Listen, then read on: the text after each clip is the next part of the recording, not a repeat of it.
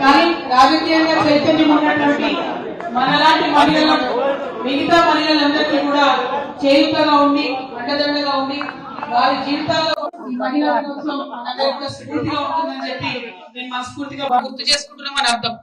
ఆనాడు సమాన వేతనం చేసినటువంటి పోరాటం కావచ్చు, నా భూమి నాకు కావాలన్నటువంటి వీరవనితల పోరాటం కావచ్చు, సావిత్రిబాయి పూలే లాంటి వారు చేసినటువంటి పోరాటం కావచ్చు, రాజ్యాన్ని కాపాడుకోవడానికి రాణి రుద్రమదేవి చేసినటువంటి పోరాటం కావచ్చు, ఇటువంటి మహిళలు ఇటువంటి ఆడబిడ్డలు మనందరికీ కూడా స్ఫూర్తిగా నిలవాలి.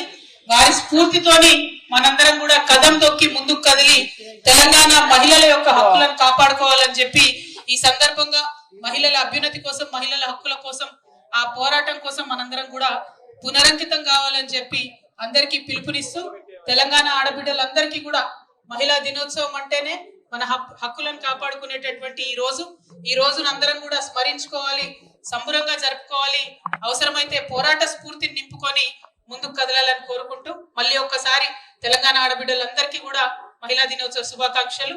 మరి మహిళల అభ్యున్నతి కోసం ఈ రాష్ట్రంలో ముందడుగేసినటువంటి మన నాయకుడు కేసీఆర్ గారిని అనునిత్యం వారు చేసినటువంటి పనులను నిలుపుకుంటూ నిలబెట్టుకుంటూ ఆ స్ఫూర్తితోని ముందుకు కదులుదామని పిలుపునిస్తూ అందరికీ కూడా మహిళా దినోత్సవ శుభాకాంక్షలు. Thank you. జై తెలంగాణ, జై తెలంగాణ. మహిళల ఐక్యత, మహిళల ఐక్యత. జై తెలంగాణ.